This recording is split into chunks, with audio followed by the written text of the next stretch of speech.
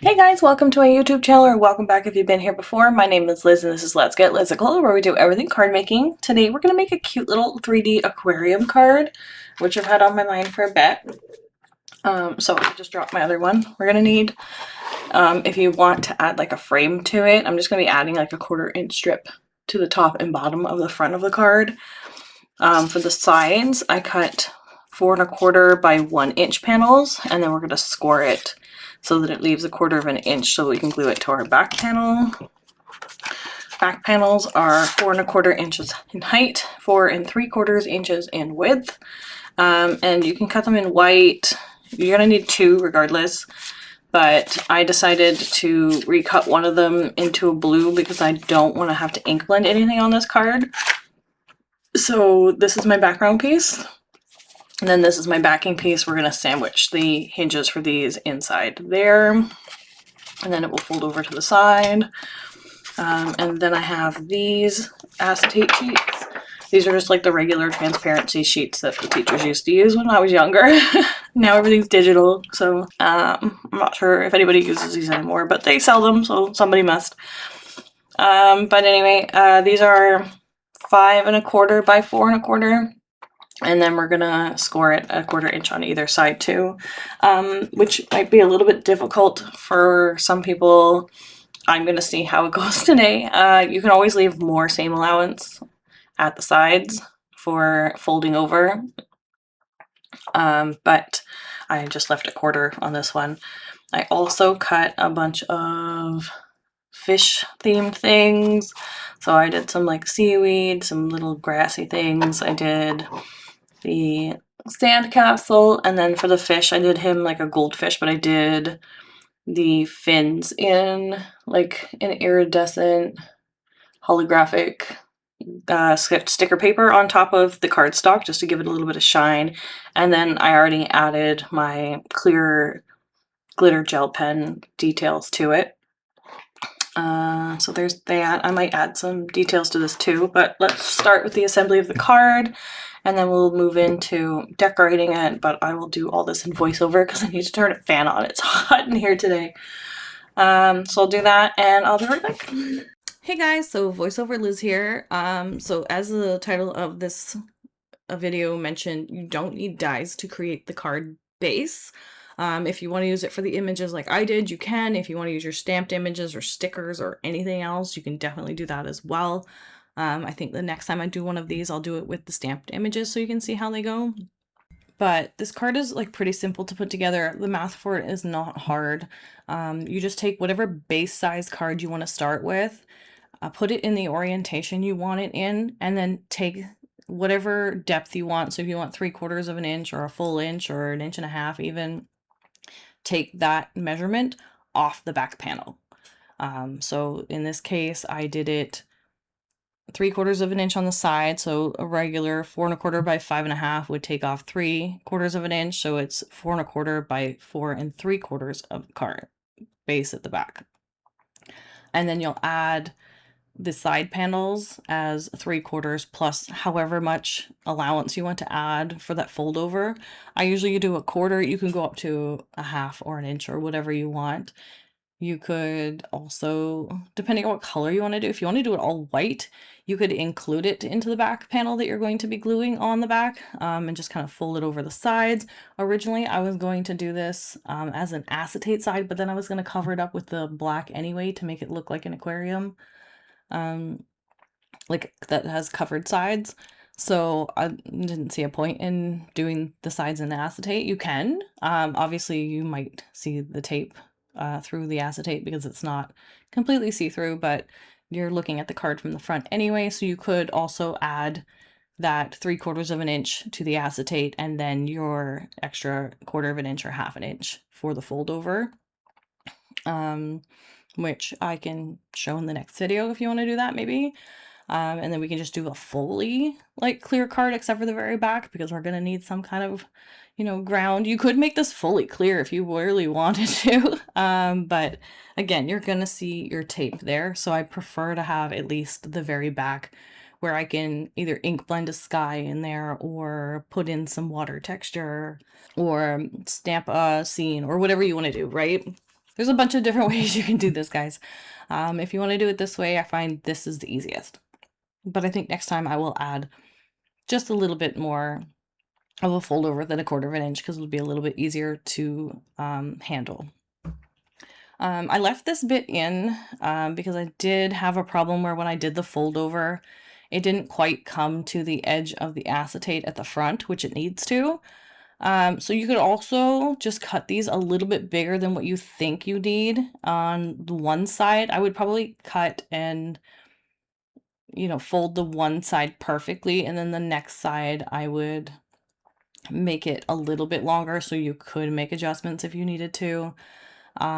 With this, because I only trim the back and not the other acetate layers, it does angle a little bit on the side, very slightly. It's like 1/8 of an inch. It's not terrible. You don't really notice it when it's on display, and probably wouldn't notice it if I didn't say anything. And I could have cut this part out, but again, I want to provide solutions if you're having problems, because I think that's the best way to go. It's easier to provide potential solutions to an issue you may or may not have. So if you have the issue where the side doesn't quite come to where it needs to, just trim the back a very little bit and then just add another panel back, which is why I haven't glued on the very back yet. I will do that last. So I would recommend putting together your back, putting your sides on, and then seeing how it fits. You could potentially do a dry run if you want to use a temporary adhesive. I don't know how well it would stick with the acetate, because it doesn't tend to have a lot of stick, but if you wanted to do a dry run, you definitely could do that instead. And then for all of these like sanded dunes kind of in the aquarium, I decided to like just freehand some hills to go in there just to give it a little bit of texture and movement. And I didn't glue the very top edge because I wanted to be able to like tuck things in between. So that's what I'm doing here, and I'm building my layers from the back to the front. That way you can fill up your back as much as you want, and then make the middle layer a little less, and then make the front layer even less if you want to do it that way. This would be really fun with like a jungle scene too. I feel like I have a bunch of little jungle stamp sets with like lions and sloths and monkeys and stuff, I think from Hello Bluebird. So that might be cute if you had maybe a background die or just those Monstera plant dies or something. You could even use all of these like leafy bits I'm using from this just to create some kind of jungle scene, which would be fun. I think, like, again, the options are limitless with how you want to decorate this or which scenes you want to create. I just like it because it's got that 3D aspect to it and everything's like floating. You can see right through to the back. It gets a slightly cloudy, but like it's still visible. Just because you have those 2 layers of acetate. The more layers of acetate you have, the less clear it will be. But it also adds to that illusion. Well, it's not really an illusion, it is depth. But it adds to it, right? The more layers you put in, the more depth your card will have. So I just kept to 3 with this. Again, if you wanted to make more, you would just have to make your side panels a little bit bigger, but then if you want to stick to that particular card size, you want to make your back panel smaller. So that was why I stuck to 3/4 of an inch, because I didn't want to make my back panel too small. I still wanted to make it like a decent size. Like you can make a 1.5 inch if you wanted to, then it would be like a 4 by 4.25 card, a little bit more square, or again, like you can make it a 4.25 square if you wanted to. Then your sides would be like 1.25 inch, and then you could probably add maybe 3 layers of the acetate. Also, sorry guys if my voice sounds a little scratchy. I am sick right now, so I am trying to regulate my voice as much as possible without having it sound too bad. But anyway, back to the card. I'm working on the middle layer. I wish I had done maybe one more of the dark green sprigs in the back just to fill up that left side a little bit. But, if I was going to do this again, that's what I would do. I'd probably add a little bit more dimension to this. I would probably add some ink blending to add a little bit of more depth to those as well. Do a little bit darker ink blending on the edges just to give it a little bit of difference in color. Like right now I'm just using the 2 greens for the grasses, and then whatever that darker green plant is at the back, I just put that at the back. I didn't put it anywhere else. It was just like a good background piece. I wish I had maybe moved the background up a little bit more, but again, like a fish tank usually doesn't have like so much dimension in the sand at the bottom. It's more with like the layering pieces at the back. You could also add a ton of other things in here. I think like this would be really fun with like an octopus or something, you know, which is a digital stamp set I do want to work on at some point. I had a really cute one I drew years ago that would look really cute in this tank, I think. I do have like a ton of ocean themed stamp sets, but I feel like I still need to create my own. Also, stamp sentiments for them because I feel like those are a little lacking. I feel like there's a lot of stamped images out there for like fishy themed cards, but there's not enough of like those punny sentiments. Like I did a birthday card for a friend of mine for her dad a few years ago, and I did killer whales on it, and I said, "Hope you have a killer birthday," like that kind of stuff, you know. So I want to definitely work on that at some point soon. So stay tuned for that. Next month, again, I mentioned this before, but next month will be Christmas print releases. Probably, I don't think I'll have any digital stamps next month, but the following month I might have more digital stamps and like Halloween stuff for August. I'm working on it slowly. And then anyway, yeah. I have so many things going on, guys. It's just like between crochet projects and cards and designing things and, you know, work and life. So I am trying to get things done, but it might take some time. I was pushing myself to do one release a month, which I've been doing up until this month. I didn't do a release because the one that I was working on I wasn't loving it.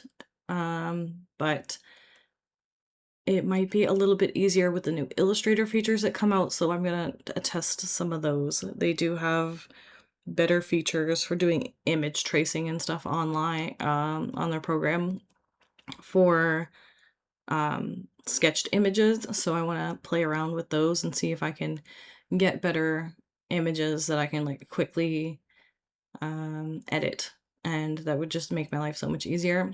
And again, I enjoy so much doing the pattern papers. I'm going to try to do more non-directional prints, so we'll see how that goes. Maybe ones that are a little bit more scattered. The ones I've been doing are a lot of like brick layout where it's very like repeat pattern, right? Which is good because then you can use that sheet of paper for a bunch of different projects.